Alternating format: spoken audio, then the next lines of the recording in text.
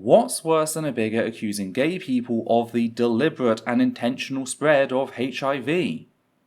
Well, how about a self-declared gay ally doing just that, while she, herself, had a personal hand in creating the very environment that allowed said virus to spread as far as it did?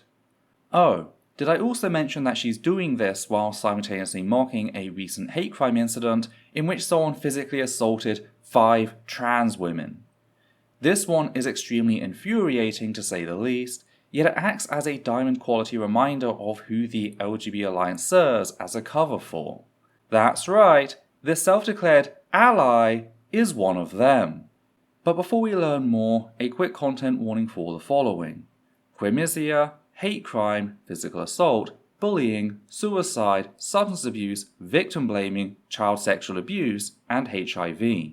If our work has helped you, please consider supporting us via Patreon so that we can keep the channel running. You can also help us by liking, commenting, and sharing our work on social media.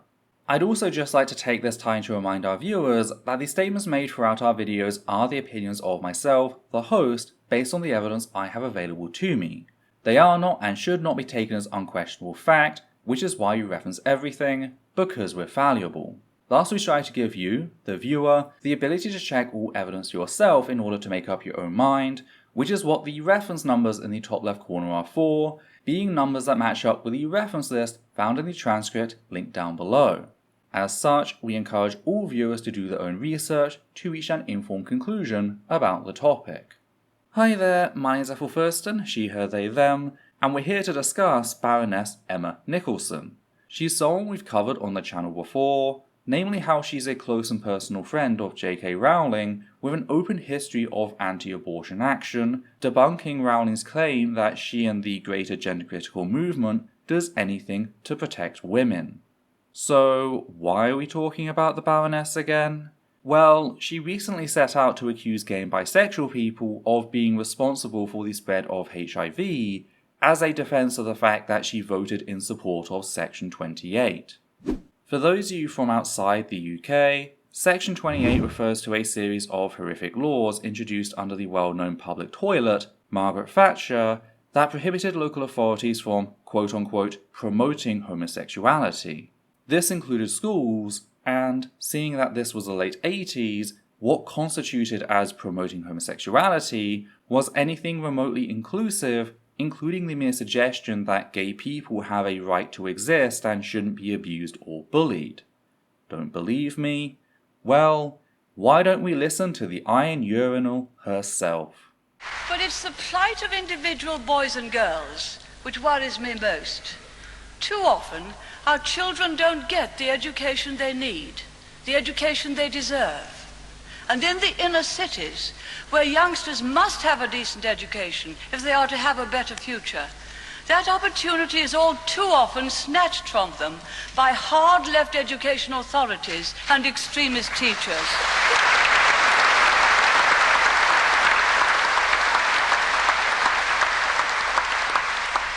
And children who need to be able to count and multiply are learning anti-racist mathematics, whatever that may be. Children who need to be able to express themselves in clear English are being taught political slogans. Children who need to be taught to respect traditional moral values are being taught that they have an inalienable right to be gay. And children who need encouragement, and children do so much need encouragement, as so many children, they are being taught that our society offers them no future. All of those children are being cheated of a sound start in life. Yes, cheated.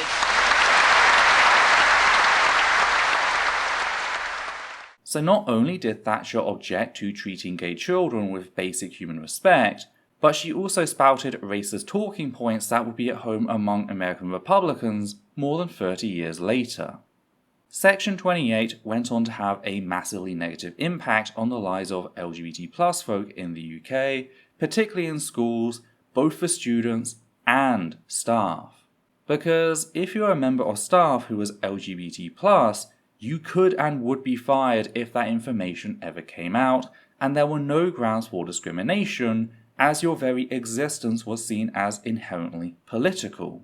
This also harmed students in that there was no anti-bullying schemes in place on the grounds that, if schools taught allo-cishet children not to bully LGBT+ children, that would qualify as teaching children that they have the inalienable right to be LGBT+.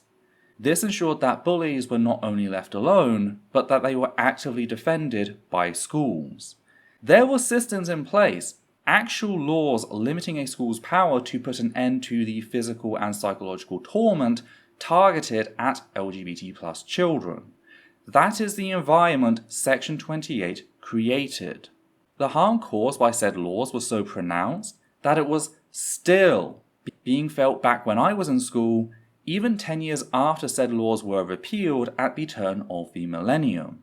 I remember a group of girls coming up to me after citizenship class around 2010/2011, telling 16-year-old me that having a boyfriend was illegal, I wasn't out as trans at the time, because their teacher was so fucking ignorant of the changes that had occurred in the last decade. Now, to be fair, this wasn't entirely the teacher's fault. It was also the school's fault in failing to provide adequate training on anything LGBT+ related that ensured marginalized students weren't being othered in class. And the reason said training largely didn't exist was because of Section 28 and the chilling effect it had had. Thankfully, things seem to have improved, in part due to lesson plans like No Outsiders, but yeah, you'd have to be a pretty heartless monster to support said laws.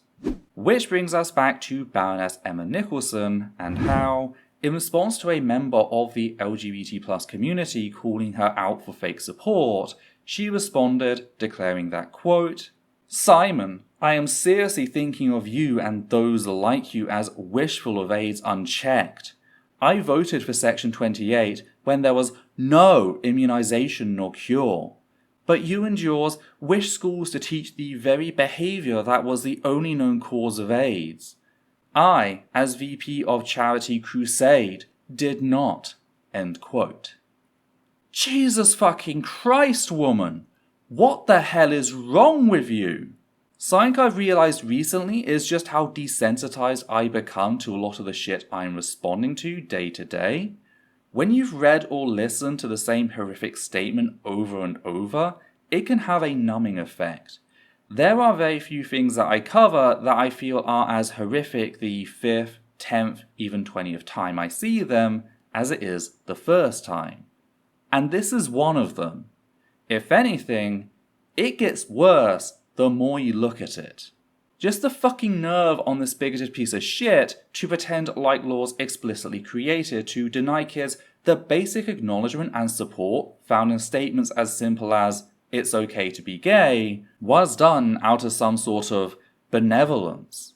All I can describe it as is like an abuser standing there, fist clenched, yelling, "I do this for you," as they beat the ever-living shit out of their partner or child. This is fucked up for so many reasons. Starting with the unbridled gaslighting. We all heard what Thatcher said. We all know what Section 28 was actually about. Let's not fucking lie in pretending like Section 28 was anything more than an attempt to legislate LGBT+ people out of public spaces by making local institutions less safe. To that effect, it caused untold harm to countless LGBT+ people by othering them, framing LGBT+ children as lost souls who need to be saved by violent and abusive conversion practices, which amount to torture, whilst portraying all LGBT+ adults as predatory forces seeking to infect children. To that effect, the Baroness is doing that very same thing here in accusing Simon and those like him, i.e. LGBT+ people, of being wishful of AIDS unchecked, asserting that he demands schools teach the very behaviour that was the only known cause of AIDS. This woman is openly accusing members of the community of deliberately spreading HIV, feeding this othering that stigmatizes all LGBT+ folk, though especially adult gay men, to this very day. It's these very same narratives that created an environment that is fundamentally hostile towards LGBT+ people, including LGBT+ children within their own homes. This is important, seeing as schools are a place for said children to potentially receive the support they aren't receiving at home, keeping in mind that LGBT+ children who grow up in households that strongly reject their identity are, quote, more than 8 times as likely to have attempted suicide, nearly 6 times as likely to report high levels of depression, more than 3 times as likely to use illegal drugs, and more than 3 times as likely to be at high risk for HIV and sexually transmitted diseases. End quote. This is, in part, the result of internalized hatred. When a child is taught that they're a sinful, disgusting creature who needs to be cured in order to be saved, this not only increases depression and suicide, but also risk-taking behavior, such as drug usage and unprotected sex, both of which can spread HIV. Because if everyone around you is hell-bent on eradicating you and your community, what's the point of being safe? You might as well enjoy life to the fullest, burning fiercely, and dying young. This fact really highlights the gaslighting at the core of this argument and how it's an attempt to shift the blame for the harm caused by Section 28 onto its victims. Contrary to what the Christian far right, Baroness Nicholson included, like to assert, HIV is not a gay disease. It is a sexually transmitted infection which just as easily transfers via vaginal sex as anal sex. So if it's not the mechanism that's different, how then did we end up with different rates of infection? Well, social disability and stigma, like that just discussed. That is why, on top of HIV being more prevalent in the LGBT+ community, it is also more prevalent among certain ethnic groups. This isn't because the genetic notion of race is real and some groups are simply more vulnerable to it. It's because a lack of support and education coupled with social stigma dries up unsafe sex, drug use, and subsequent infection rates. That's why HIV isn't a gay disease, it isn't a black disease, it's a Christian nationalist white supremacist disease. That's why many of the nations most heavily impacted, particularly in the global south, are nations with a high religiosity, particularly evangelical and Catholic. That's why I can confidently say that Section 28, far from slowing the spread of HIV, is directly responsible, at least in part, for just how far it spread. Baroness M N Nicholson played a part in ensuring that as many people were infected and died of HIV as did. She didn't save us, she and her peers were the problem, yet she now seeks to blame her victims for what she did to us and our community. She's also spreading extremely dangerous misinformation about HIV in claiming that only certain behaviors are known to cause it. That's code for sex between people of the same gender. Heterosexual people can and do contract HIV for a variety of means.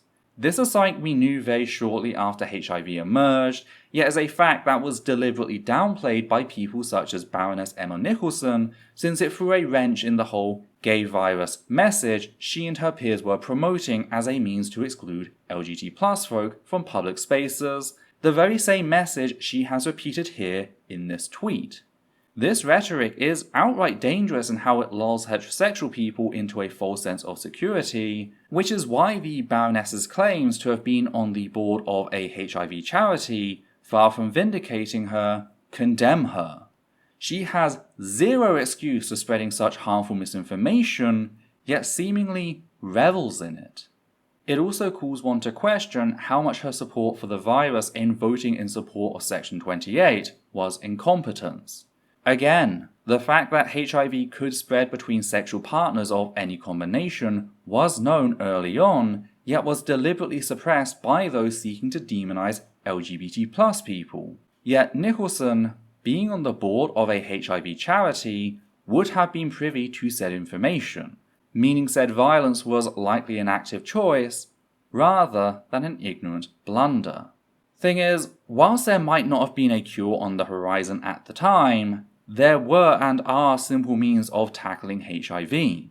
One of those is destigmatizing the LGBT+ community, particularly in households, a move that increases the overall mental health of said people, subsequently decreasing risk-taking behavior. Another is making sure that everyone could access screening and support.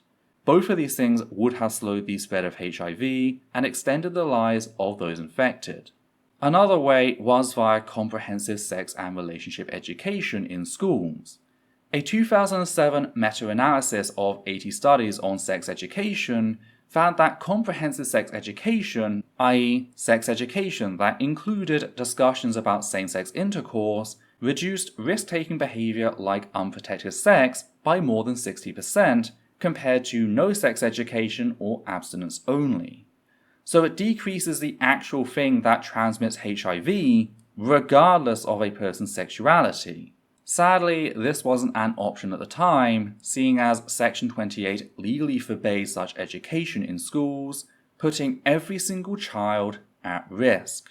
So, not only is the Baroness blaming LGBT+ people for the harm enabled by the very stigma she voted to support, but said voting disabled one of the most effective means of reducing unprotected sex and subsequent HIV infections. Again, this is all just straight up gaslighting on Nicholson's part and needs to be called out by major institutions.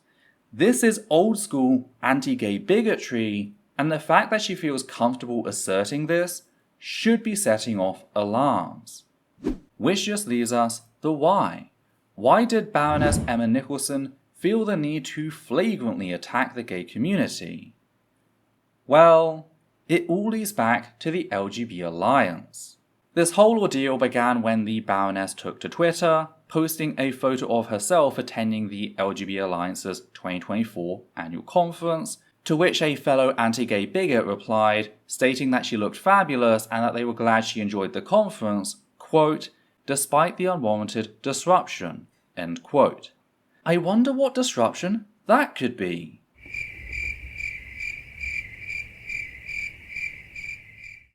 Of course, it's reference to the 6 brave trans youth who infiltrated the conference, releasing 6,000 live crickets throughout the hall, bringing said hate conference to an abrupt end. And I do mean hate conference, seeing how the LGB Alliance works alongside anti-gay, anti-abortion groups like the Heritage Foundation. This also explains why, as revealed in 2022, the LGB Alliance is officially stationed at 55 Tufton Street, an address that plays host to a range of far-right groups.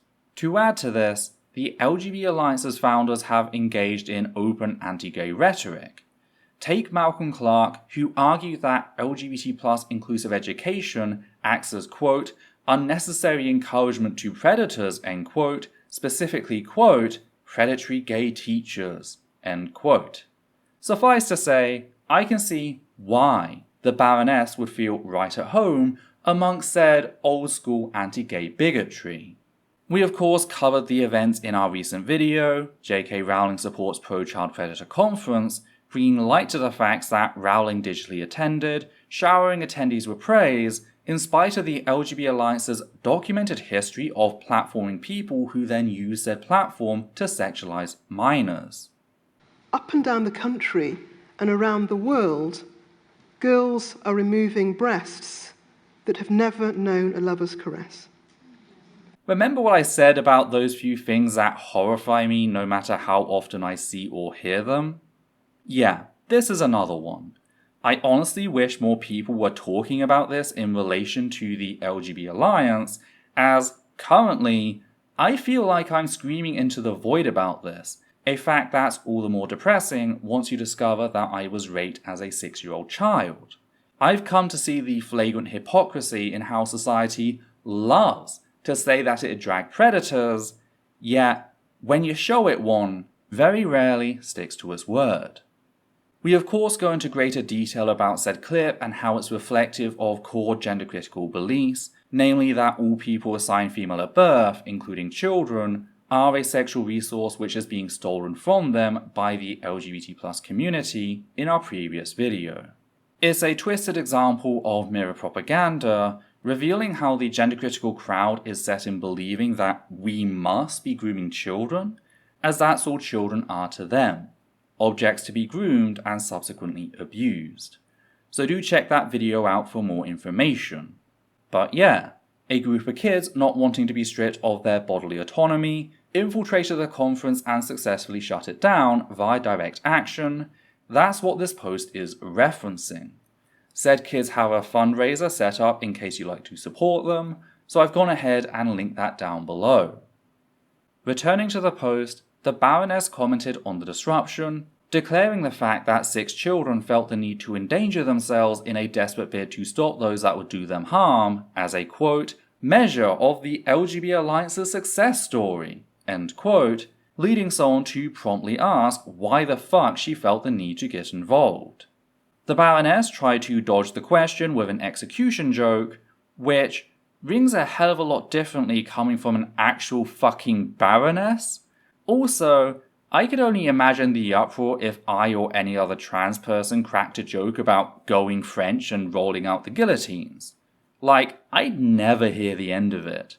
Does anyone else remember the time Joanna Cherry held up the meme of an anime girl holding a badly photoshopped gun while saying, "Shut the fuck up, TERF," in Parliament, acting as if it was a genuine threat made against an MP?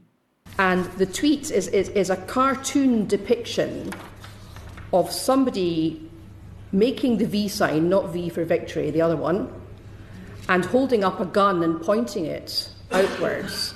And it says, and forgive my language, "Shut the fuck up, TERF." But you will see that actually, although it's a cartoon, the part of the cartoon that is a hand holding a gun is actually taken from a photograph. So it's a real hand holding a real gun. Would you agree with me that that adds to the sinister nature of this? The fact that it's a real hand holding a real gun. Isn't it interesting, and by interesting I of course mean flagrantly hypocritical, how such a joke made by a member of the House of Lords isn't considered the same or even worse?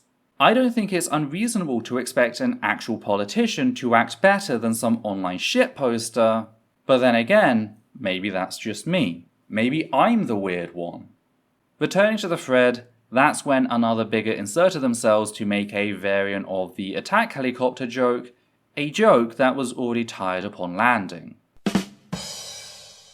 The Baroness responded, declaring herself to have been with the LGB Alliance since their formation, which is when Simon called her out for even pretending to be an ally, bringing up how she voted for Section 28 and against equalising the age of consent, which brings us back to her bigoted response.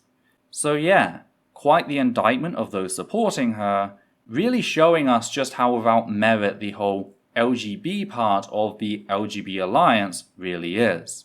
Not that we needed any more evidence than what was already supplied earlier, but it's always good to have more. Though it's not just the LGB Alliance that has shown their arse over this, it's also their biggest supporter, J.K. Rowling.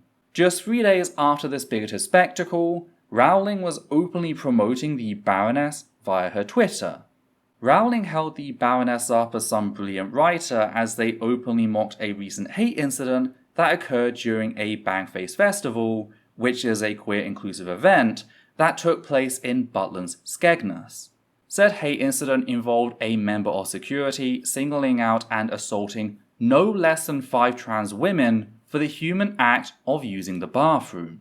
According to one of the victims, some of the women were slammed against a wall, dragged down a flight of stairs, and physically chucked out the door. Butlins has since issued an apology, informing the press that the security person in question was immediately removed, though whether this means they were fired or were simply removed from festival duty remains unknown. Point is, a group of trans women were physically assaulted in what is now being investigated as a hate incident, in response to which the Baroness wrote a thoroughly repugnant letter in which she trivialized said violence as quote-unquote hijinks, telling Bangface that they must be happy about said violence, whilst also promoting thoroughly sexist stereotypes intended to imply that blame for the assault rests on the trans women who were targeted. She then felt so proud of this bigoted declaration that she published it to Twitter, sharing said victim blaming with the world. This is the letter that Rowling shared, declaring that, quote, "Whatever the nuclear version of a chef's kiss is, this letter deserves it," end quote.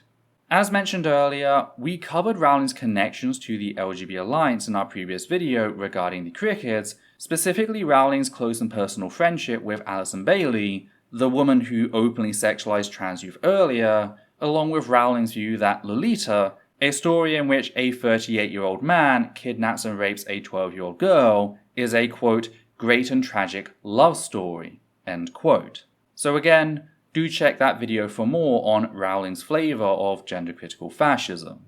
It's important to point out these connections since, without them, it can give the false impression of a spontaneous uprising. That's another common tactic deployed by fascists, dating all the way back to Kristallnacht, in which the SA, the Nazi stormtroopers that routinely and violently disrupted meetings held by Hitler's opponents, were ordered to put on plain clothes and begin attacking Jewish businesses on the 9th of November 1938, leading the German press to report that the uprising had been spontaneous and thus Germany needed to start listening to the average German, even though said pogrom was organized by a radical faction. This is a classic example of manufacturing consent by making it appear like the general public agrees with said fascism, something which Baroness Nicholson even makes a callback to in her letter, ending by telling Bangface that, quote, I trust that your investigation will consider not just the delicate sensibilities of those who dearly wish they were the sex they aren't, but also the practical and personal needs of those who actually are the sex the others wish they were, end quote.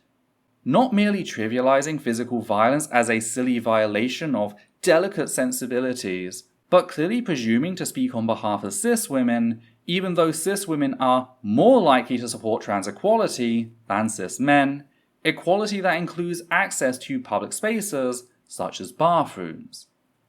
Sadly, it's kinda working, with such propaganda campaigns having shifted the public's perception slightly to the right since 2020.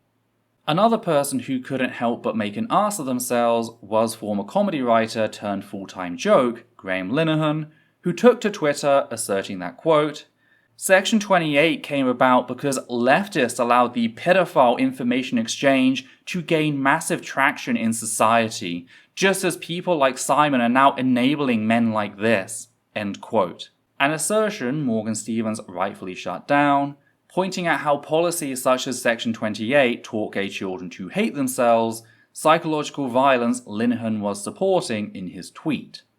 Something I noticed, however, is that Linehan doesn't share Nicholson's post or Simon's reply, it's completely standalone, and this got me wondering about why. The only reason I could come up with is that Linehan desperately needs to comment in support of every piece of anti-LGBT+ bigotry, yet doesn't feel comfortable promoting the Baroness because of her relationship with Rowling. Indeed, Linehan has voiced his frustration about Rowling ignoring him, reducing himself to groveling, like in the following stream. There was one other thing I was going to say. What was it? J.K. Rowling. Please share this story. It would get across to so many more people. And I'm not sure if I've hurt your feelings or what, but you never tweet anything I do or say. I hope it's just a misunderstanding. But if you could see your way to tweeting Lynn's story, I'd be really thankful. So it's possible that this is his way to try and drag the conversation over to his rather lonely side of Twitter, whilst pretending like he no longer needs Mummy's support. Just like we can all laugh at in an otherwise frustrating situation. Though, what do you think? What are your thoughts on holding people like the Baroness accountable to their voting history? How would you respond to her comment? And to those of you in the UK, did you experience Section 28 either directly or as part of its ripple? And if so, what was it like? Did you notice something I missed? If so, be sure to let me know in the comments down below. And if you appreciate what we do here and want to help keep us running, please consider becoming one of our wonderful patrons who make our work possible. You can also make a one-time donation via PayPal or Super Thanks on YouTube. On that note, we'd just like to thank the following people: Matthew Kovac, Hannah Banghart, Goddess Alita, Sosh Daniels, Flynn, and Higgins the Seagull. And for myself, Adita and Levi, take care now.